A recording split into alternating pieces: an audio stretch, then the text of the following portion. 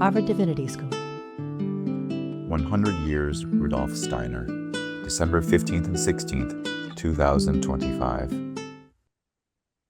Good morning, my dear friends and colleagues. It's an honor here to share my ideas and my understanding research about anthroposophy and Buddhism. And my name is Chih Wang. I'm from Taiwan. I'm now serving as an assistant professor in National Tsinghua University in Taiwan. And before I moved my position to university 3 years ago, I was a class teacher in the biggest Waldorf school in Asia. That school I was served is now with nearly 1,000 pupils and 100 teachers. I've been leading 5 classes, mostly in upper school and a few years in administration position. And I want to thank especially to Dr. Hus this morning and to Constance, of course. Those great events happen in Israel and in South America. It's kind of what we are here today to meet the urgent need of communication. So the topic of this panel is what of education in global and decolonized context. Kind of communication is something we have to do right now. So I'm going to start my report. In the first slide, you see the Happy Buddha's image. So I think this image is directly bring us the joy. So I want to know if you agree, being a teacher or as a spiritual practitioner, bring us joy. If you agree, please raise your hand. Yes, thank you very much. Yeah, applause to us. But I wonder why is the question among the world, many different places, young generations are not willing as before to be educators. So that's something we have to work on, to cope with. Also, the Maitreya Buddha, who is also very important in Theosophical society, I think is an image for our spiritual work. Okay. In ancient times, it was once believed that all human beings were ill. According to those prophets, education was seen as a process of healing and helping children grow, mature, and develop toward their full potential as healthy individuals. It's also written in Buddhist Sutra that when the Tathagata appears in the world, it is like a great cloud rising, spreading over all. The rain of the Dharma fills the land and bringing benefits to all beings. Just as a skilled physician knows both an illness and the remedy. That's quoted from Lotus Sutra. So it means that wisdom and truth are kind of medicine which can heal human beings' diseases. Anthroposophy, founded by Rudolf Steiner, is an integrative worldview and life understanding that has developed extensively. It's not only concerned with spiritual cultivation, but it's also widely applied in architecture, education, medicine, agriculture, and the arts, etc. In an era marked by scientific advancement, this body of thought underscores the latent dangers of materialism and proposes a remedy for the spiritual crisis facing modern human being, emphasizing the vital role of spiritual knowledge. And the concern is global in scope and carries the urgent relevance for our contemporary world. The Taiwan, a very special small island, which is situated between the Asia and Pacific Ocean, and standing at the cross point of high technology and traditional spiritual cultures, embodying a distinctive in-between condition. Within this context, world of education and anthroposophy have been flourishing with remarkable vitality in Taiwan. And the transformative role they play in Taiwanese society deserves serious attention and deeper study. Today, Taiwan has become a significant platform where Eastern philosophies and the anthroposophical movement intersect and mutually influencing and catalyzing each other's evolution. Steiner emphasized that anthroposophy does not arise from any ancient school of thought, but from direct experiential inquiry into truth. Although this experiential approach differs from the objectivist empiricism of mainstream science, it nevertheless embodies a deeper form of scientific spirit, one grounded in an intuitive perception of life and a sincerity toward reason itself. Steiner consciously employed the language of science to cultivate, upon the foundation of the rational soul, the emergence of future consciousness soul. In this sense, anthroposophy may be understood as a movement of spiritual renewal within an age dominated by materialism. And this idea resonates profoundly with the Dharma, Buddhist Dharma, which is a reminder from Buddha. In the seeking path toward truth, we must rely on the teaching, not on teachers. Rely on meaning, not on words. Rely on wisdom, not on ordinary consciousness. Rely on definitive truth, not on provisional teaching. And the core of anthroposophy seeks a unification and ultimately a transcendence of spirituality and science, as well as of the individual and the community. It recognizes that the intellectual soul, also non-rational soul, the current pinnacle, the great achievement of human development, which is indeed a great achievement, yet it has also contributed to a dual crisis: the destruction of both the human world and the natural world. The root of this crisis lies in the unresolved dualism between spirit and matter, a split that prevents true integration. In Buddhist terms, this is the realm of dualistic opposition, the opposition between the subject and the object. So I want to share a picture from the Huayan Sutra, which is a very important doctrine of Buddhism. In Huayan Sutra tradition, divides ultimate reality into 4 levels, known as the 4 Dhammahatus.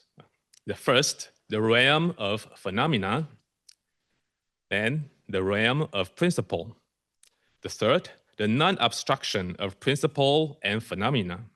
And the last, the non-abstraction of phenomena with phenomena. Now we see an image, which is the metaphor from the Buddha Sutra. Indra's net. Indra's net as a metaphor refers to a cosmic network of jewels, each reflecting every other jewel infinitely, and it symbolizes the Huayan vision of reality, in which each phenomenon contains all others. All phenomena arise through mutual interdependence, and the part and the whole are inseparable, and the universe is infinitely interconnected field. The image expresses the non-abstraction of phenomena with phenomena. Everything are altogether interwoven as one, which is the highest level of the 4 Dhammahatus.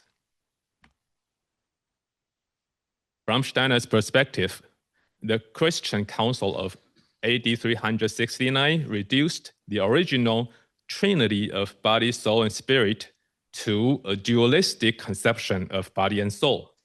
And the shift placed the human spirit entirely under the divine nature of Christ, but it also gradually diminished and materialized humanity's understanding of its own being. In this sense, Steiner's critique parallels the Buddha's teaching that clinging to the ego or to the physical body, mistaking them for a fixed or independent self, is the root of suffering. The spiritual dimension emphasized in anthroposophy resonates profoundly with Eastern philosophical traditions. In Buddhism, which is the notion of dharmata, the intrinsic nature of reality, or in Taoism, the concept of the Tao. And they both point to a spiritual reality that transcends the material realm. And this reveals a deep commonality between Eastern and Western civilizations in their engagement with fundamental spiritual questions.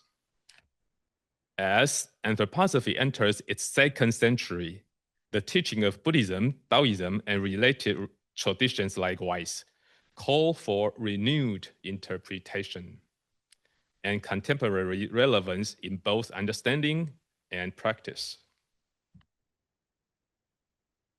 From the evolutionary perspective of central to anthroposophy, Steiner criticized Buddhist orientation that it begins with suffering and aims at liberation from the cycle of rebirth. And he described it as a religion of death. From the standpoint of Hinayana Buddhism, this critique is not entirely unfounded, for its primary goal is indeed the cessation of reincarnation and the transcendence of mortal existence. However, when viewed through the lens of Mahayana Buddhism and the Bodhisattva path, which is accordance to the Mahayana, Steiner's assessment becomes far less accurate. In fact, we could say that anthroposophy, through its transcendent spiritual worldview and its commitment to serving humanity within the world, embodies a modern expression of the Mahayana Bodhisattva ideal. The Mahayana Bodhisattva path is no longer centered on withdrawal from the world or the cessation of suffering. Instead, it is grounded in a realization of the non-duality of emptiness and form, of principle and phenomena, and it seeks to dwell within the cycle of birth and death with the wisdom of emptiness, while actively entering the world to awaken all beings. And this pursuit of awakened freedom, presence in this moment, and courageous action resonates deeply with anthroposophy's emphasis on universal love and the holistic spiritual vision. One could even say that it embodies the very heart of the Buddhist bodhicitta, which means the aspiration to attain enlightenment for the sake of all beings, which is the union of wisdom and compassion. From the perspective Mahayana Bodhisattva path, ordinary human being life is merely a temporary process arising from karmic forces and the mind's movement. And this view also resonates with anthroposophy's understanding of karma and reincarnation. According to anthroposophy, after the physical body dies, the human being enters sort of intermediate experiences in spiritual world and shaped by past karmic conditions. And these experiences form the blueprint for the next incarnation.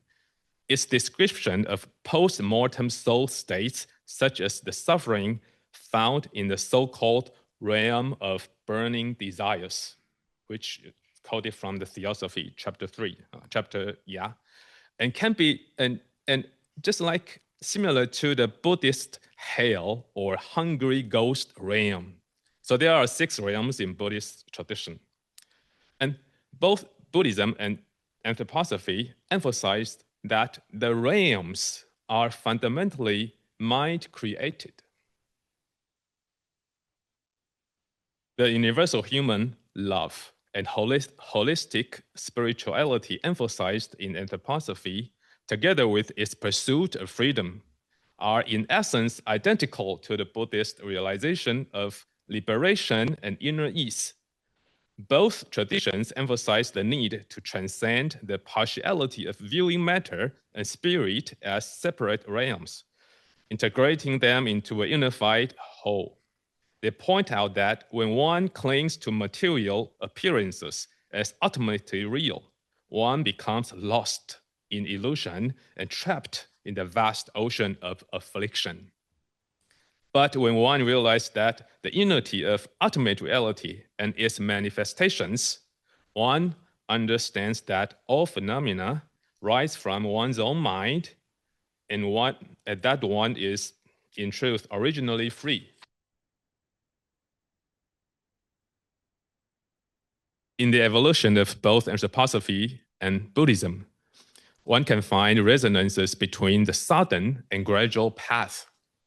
Just as Zen emphasizes direct insight and sudden awakening, while the other stream, the Vinaya tradition, this disciplined tradition, emphasizes disciplined step-by-step cultivation.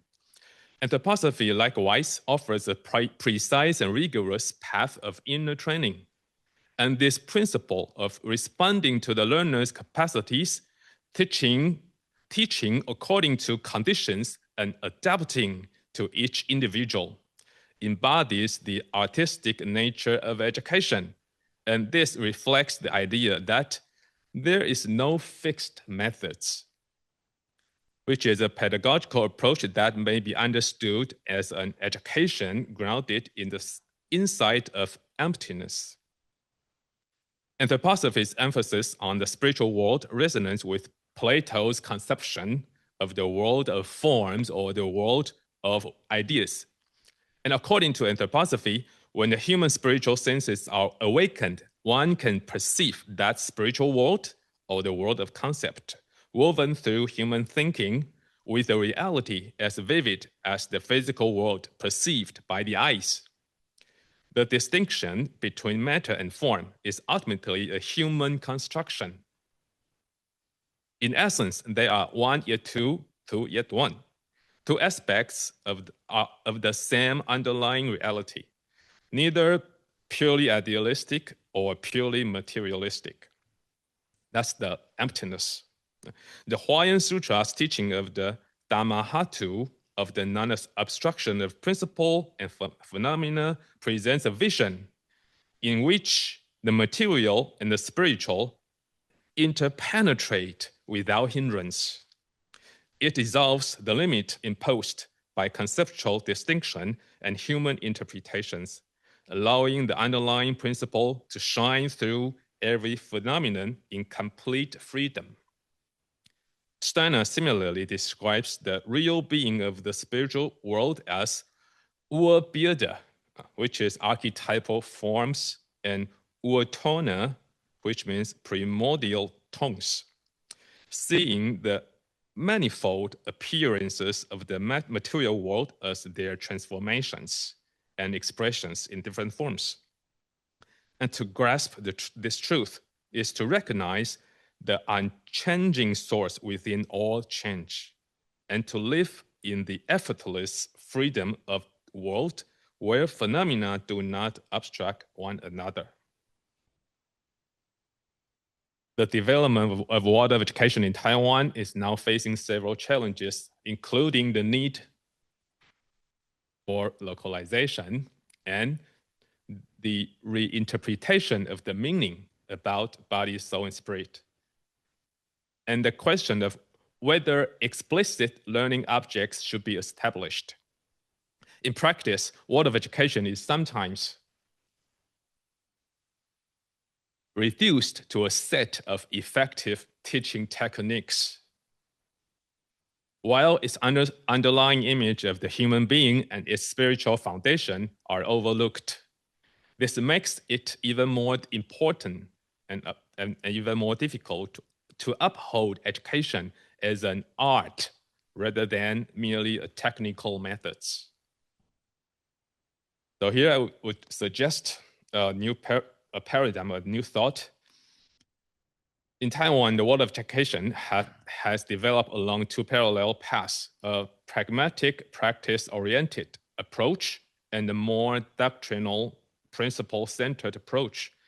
And my paper suggests that these two entry points may ultimately lead to the same truth and will converge in time. By cultivating spiritual modes of thinking, fostering an engaged and world-affirming attitude, and grounding this in concrete action, one can realize a pedagogy in which emptiness and form are non-dual. Such an approach penetrates the partiality of both material and spiritual perspectives, harmonizes the polar tendency of Ahriman and Lucifer, and integrates them through wisdom, compassion, and love. Now here comes the conclusion. Conversation is urgently needed, not just from different thoughts or different ideologies or wisdom traditions, but from inside the bubble and the outside. World of education should communicate actively to people outside of us, so that the co-evolution and re-evolution will be taken seriously. And the second, the true personalization and localization of anthroposophy will and must lead to a paradigm shift.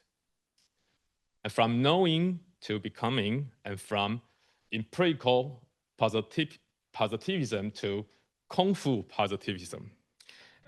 Kung Fu means some imprint which happened through time and exercises. So it's real. It's maybe not so mainstream or material scientific, but it's true. It's the next paradigm.